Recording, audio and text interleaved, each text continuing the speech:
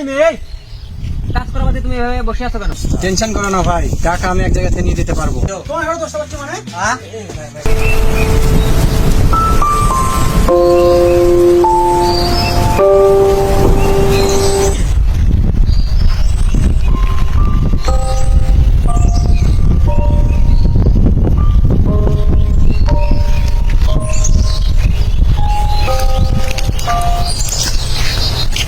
এই মেয়ে, কাজ করার বাদে তুমি এভাবে বসে আছো কেন?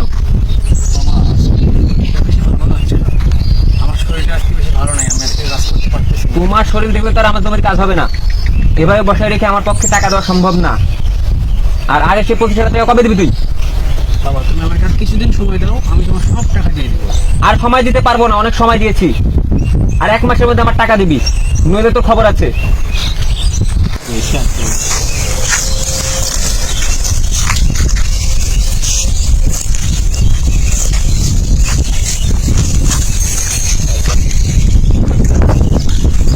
রাহিম ভাই, তোমার চেহারা এমন লাগছে কেন?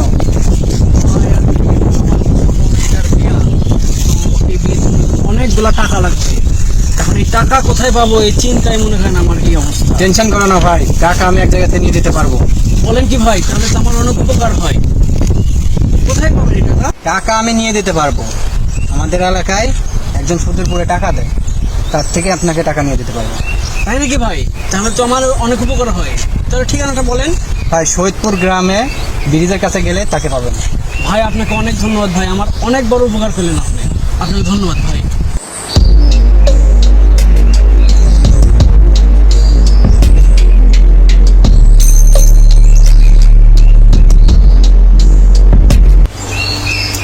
আসসালামু আলাইকুম নাহিদ ভাই, আপনি কোথায় আছেন? ওয়ালাইকুম সালাম। এই যে ব্রিজের কাছ দিয়ে ডিপের কাছে চলে আসুন, এই রাস্তাতে আছি আমি।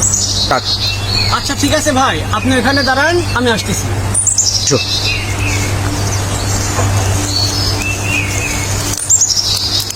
আসসালামু আলাইকুম ভাই। ওয়ালাইকুম সালাম। ভালো আছেন? আলহামদুলিল্লাহ। হঠাৎ আমার কাছে আসলেন যে?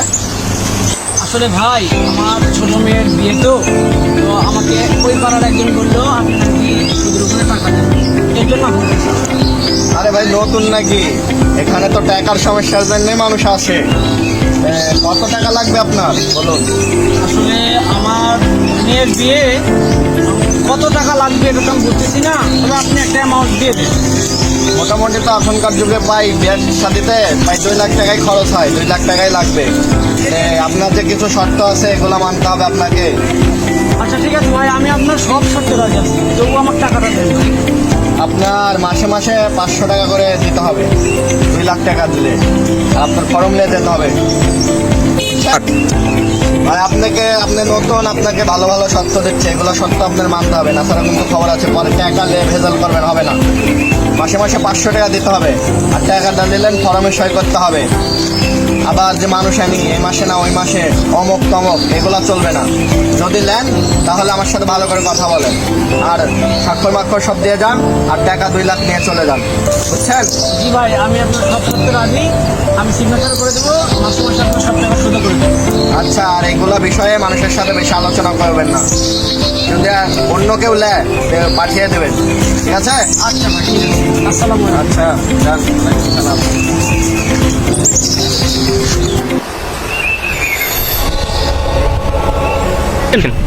আসসালামু আলাইকুম ভাই। ওয়ালাইকুম সালাম। কি ব্যাপার, কি খবর তোমার? ভাই আলহামদুলিল্লাহ ভালো।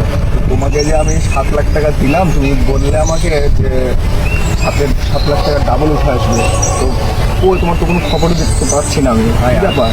ভাই আর কিছুদিন সময় আমি দেন, আমি আপনার সব টাকা পরিশোধ করবো। এই যাবৎ পর্যন্ত তুমি তো অনেক সময় নিলে, আর কত সময় নিলে? আর কিছুদিন সময় লাগবে, সময় দেন, আমি টাকা কাজে লাগাই তো ভাই, আমি তো সব টাকা কাজে লাগাই দিচ্ছি, তবে আর কিছুদিন গেলে আপনার সব টাকা পরিশোধ করে দেবো, ঠিক আছে? আর কতদিন তুমি সময় নেবে? ভাই আর 1 মাস সময় দিলে হবে, সব টাকা কাজে দিচ্ছে, অনেকগুলো টাকা আমার থেকে নিচ্ছে, তারপরে আপনি ডাবল টাকা, ঠিক আছে? ঠিক আছে, আমি তোমাকে 7 দিন সময় দিলাম। এর পরবর্তীতে তুমি যদি আর সময় নষ্ট করেছো, আমি আমার মতো করে তোমার কাছ থেকে টাকা তুলে নেবো। কথাটা যেন মনে থাকে। আমি তোমাকে দ্বিতীয়বার ফোনও দিব না, দ্বিতীয়বার তোমার সাথে আমি দেখাও করবো না। কথাটা যেন তোমার মনে থাকে। এই শালা সহানে মেয়েকে আমি খুঁজতেছি, ওর যদি পাই ওর সাথে আমি করে দিচ্ছি। আরে এখানে তো বসে আছে না? আচ্ছা দেখছি।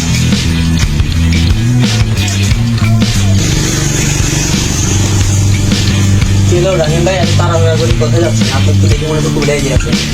আর বললো না ভাই, আমি একেই খুঁজতেছি, এর জন্য আজকে আমার এই অবস্থা। কে ভাই, আমি তোমার কি ক্ষতি করলো? তুমি আমার কি ক্ষতি করলে মানে? তুমি যদি সেদিন আমার সুদের উপরে টাকা গুলো না লিয়ে দিতে, তাহলে কি আজকে আমার এই পেরেশানির মধ্যে পড়া লাগতো? তোমার আজকে কিছু আমি করেই ফেলবো। ভাই আমি তোমাকে ভালোভাবে সুদের পুরে টাকা নিয়ে দিলাম, আর তুমি দোষটা আমার ঘাড়ে চাপাচ্ছ। তোমার ঘরে দোষটা পাচ্ছ মানে? হ্যাঁ? কি ব্যাপার, ওখানে কি হচ্ছে?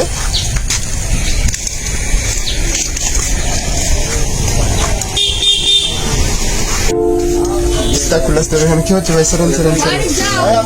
আচ্ছা আপনি একটু সাইডে আসেন। ভাই আপনারা মারামারি করছেন, এখানে কি সমস্যা? ভাই আপনারা মারামারি করছিলেন, কি সমস্যা, কি কারণে? আর বলেন না হলো, তাহলে আপনি বিষয়টা শোনেন। এই যে সোহান, মনে করেন আমার ছোট মেয়ের বিয়ে, তো আমার কাছে কোনো টাকা পয়সা ছিল না। তো আমি ধরেন বিশাল টেনশনের মধ্যে ছিলাম। তো ও আমাকে ওর দোকানে যে বসছি, ও আমাকে বলতেছে যে ভাই আমি আপনাকে টাকা নিয়ে তার ব্যবস্থা করে দেবো। তো আমি এখন ও যে শর্তগুলো আমাকে শুনেছিল, ওই শর্ত অনুযায়ী টাকা নিয়ে এসেছি।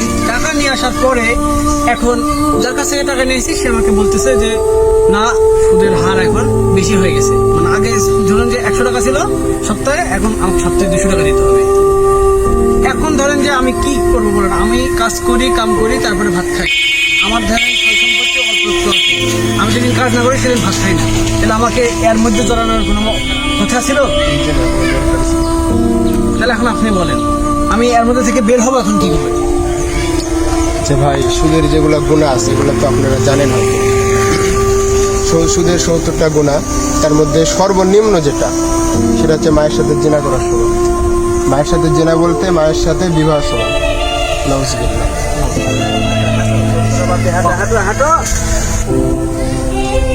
সুদের সর্বনিম্ন যে গুণা যেটা, সেটা হচ্ছে মায়ের সাথে জিনা করার সমান, ঠিক আছে?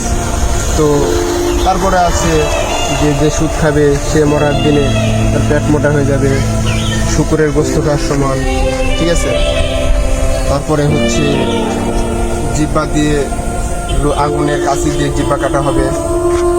তো ভাই দেখেন, সুদ খাওয়া হারাম, দেওয়া হারাম, খাওয়াও হারাম, নেওয়াও হারাম, ঠিক আছে? তো সুদ আমরা না খাই, যদি পারি, আল্লাহ হাত দিছে পা দিছে, আমরা কাজ কাম করে খাই, এতেই ভালো হবে আমাদের, ঠিক আছে?